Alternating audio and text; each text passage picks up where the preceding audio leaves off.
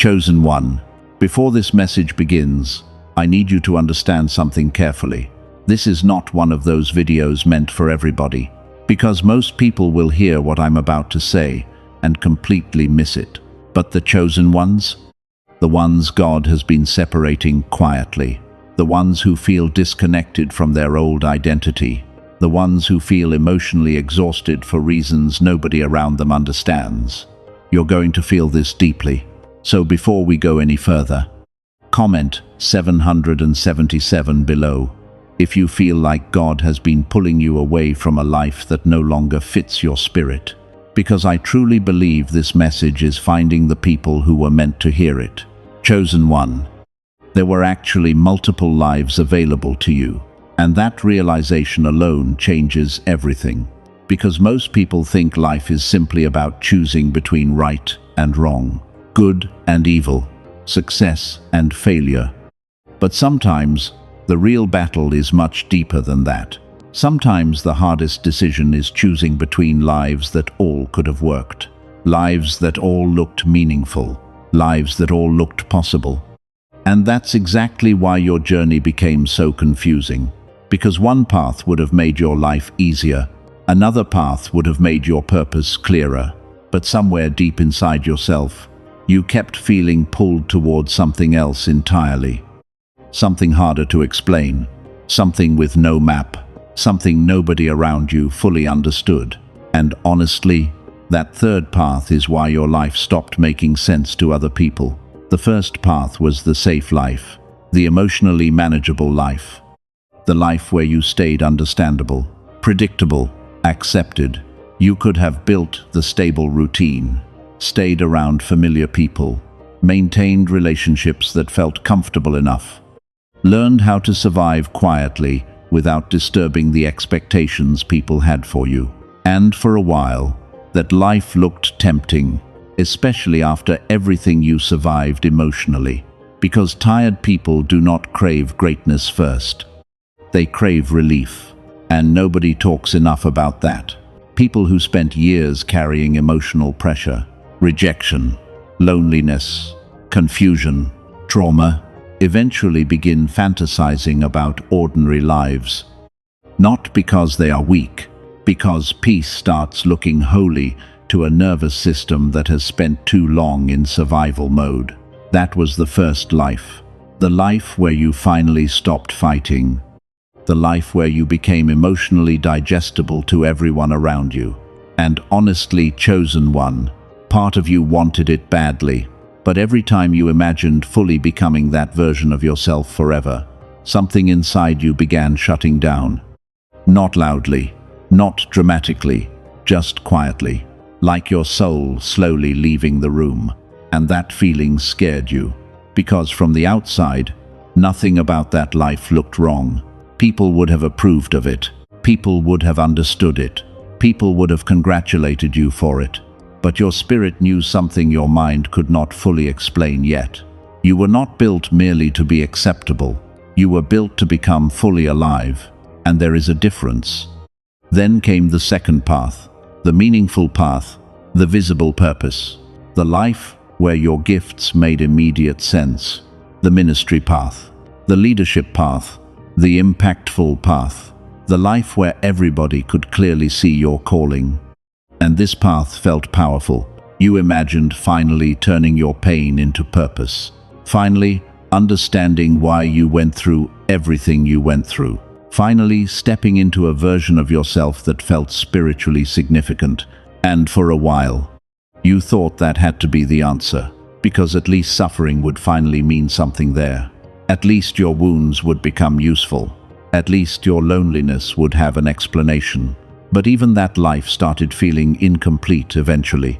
Not wrong, just rehearsed. Like your soul respected it, but could not fully breathe inside it. And this is the part most people will never understand about chosen ones. Chosen ones do not only seek purpose, they seek alignment. And alignment is terrifying because it often destroys every identity that almost fit. That is why your transformation became painful. Because God was not merely asking you to choose a better life. He was asking you to become someone entirely different. And becoming someone entirely different feels like psychological death before it feels like freedom.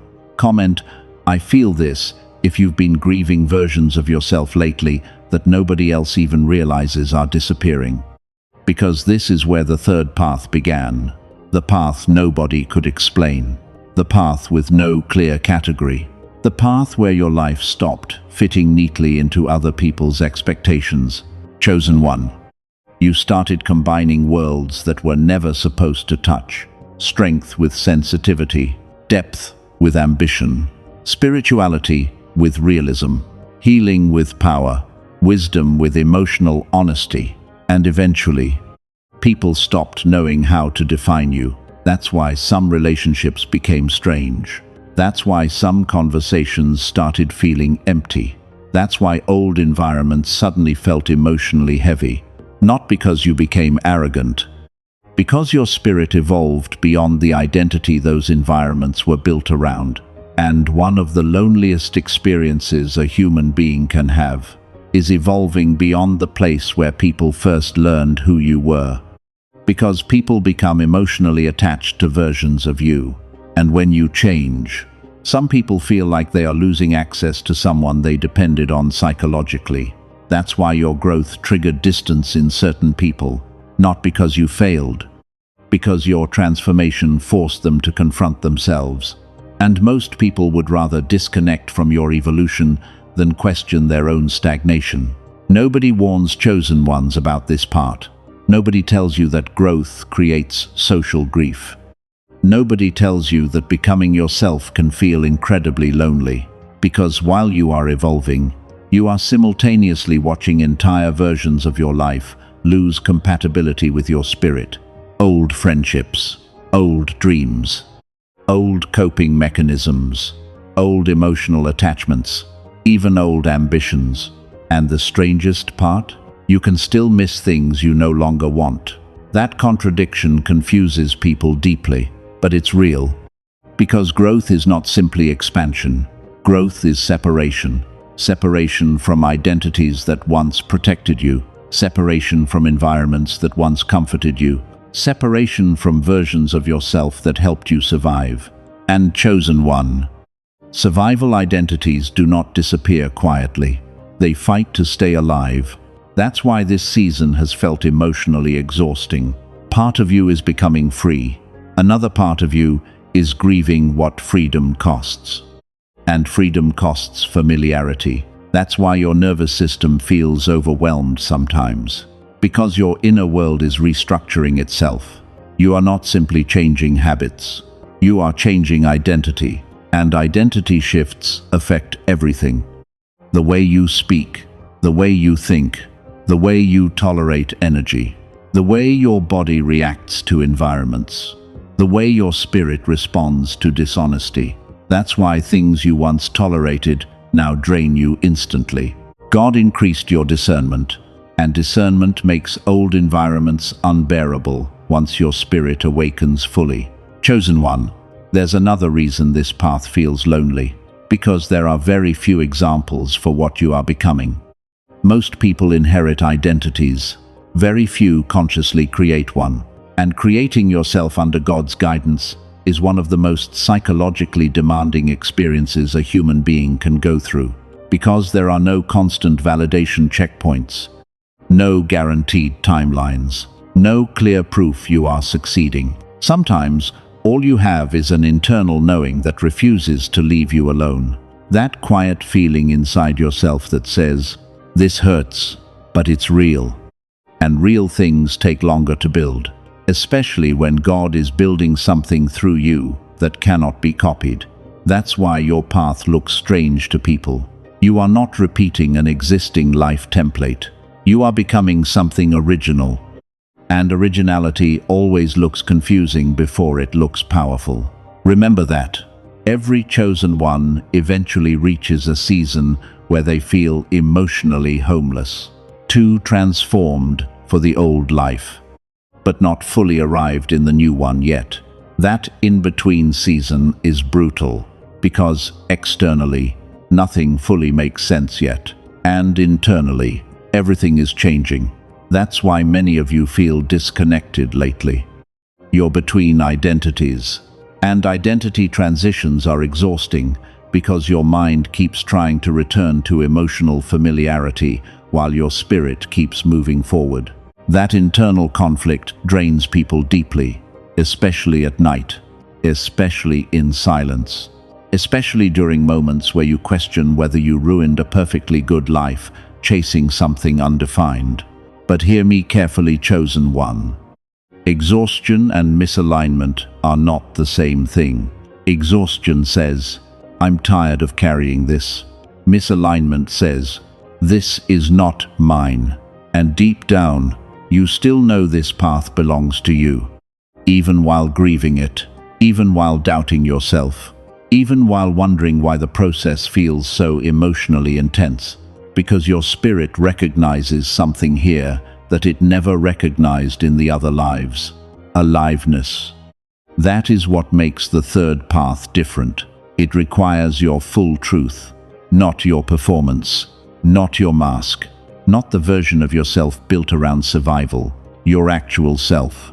And that is terrifying, because eventually, you become unrecognizable even to your former self. The version of you from years ago would not understand your boundaries now, would not understand your silence, would not understand your need for depth, would not understand why certain environments suddenly feel unbearable, would not understand why you stopped chasing approval. And honestly, sometimes you miss that old version of yourself, not because they were healthier, because they were easier to explain. But chosen one, that version of you abandoned themselves constantly just to remain loved. You cannot return to that once God opens your eyes fully. That is why this journey feels irreversible, because it is. You crossed an internal line. And once someone experiences alignment, performing becomes emotionally painful. Comment, no going back if you feel like your old life no longer fits your spirit anymore. Because many chosen ones are in this exact season right now. And I need you to hear this next part carefully. The loneliness is not punishment. The confusion is not failure. And the distance between you and your old identity is not accidental. God is teaching you how to stop betraying yourself. That's why certain people disappeared. That's why certain opportunities no longer excite you. That's why your soul keeps rejecting lives that look perfectly good on paper. Because your spirit can feel the difference between something impressive and something aligned. And alignment often costs approval. That is why this season feels so emotionally intense. You are learning how to exist without constant external validation. And that changes everything psychologically. Because eventually, you stop needing permission to become yourself. You stop shrinking your depth to make other people comfortable. You stop forcing compatibility where there is none. You stop apologizing for changing. And slowly, your life begins attracting people who recognize your spirit instead of merely remembering your past. That changes everything, because being deeply understood heals parts of the nervous system survival alone never could. And one day, you suddenly realize something shocking. The loneliness was never abandonment. It was transition. God was separating you from identities that could no longer carry your future. That's why this season felt like death emotionally. Because parts of your old self actually were dying. The people-pleasing self, the survival self, the fearful self, the version of you that tolerated emotional misalignment just to avoid loneliness. God could not bring your future into agreement with a false identity, so the false identity had to break first. And breaking identities hurts, but it also frees people. Chosen one, if you are in that painful in-between space right now, where your old life no longer fits, but your new life still feels unclear, keep walking. Do not confuse uncertainty with failure. New territory always feels disorienting at first. But your spirit would not keep pulling you forward if there was nothing ahead for you. And one day, you are going to understand why God allowed this separation season to happen. Because eventually your life will begin reflecting your real self instead of your survival self.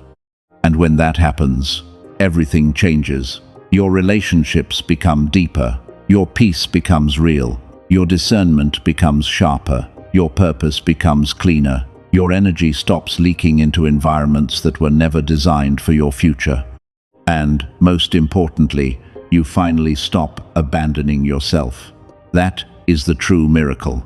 Not fame, not success, not recognition, wholeness, and chosen one. Very few people ever reach it.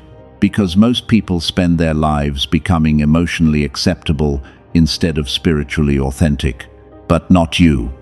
God interrupted your comfort so he could reveal your real identity. That's why everything started falling apart. Not to destroy you, to uncover you. So if this message found you at the exact right moment, comment 777 below. I truly believe many chosen ones are entering a season where God is removing every false attachment from their life. And yes, it feels lonely. Yes, it feels confusing. Yes, sometimes it feels emotionally unbearable. But one day you are going to realize something extraordinary. The greatest blessing was never the life God gave you. It was the person you became while walking toward it. Stay chosen and keep walking. Because the path God is building through you has never existed before.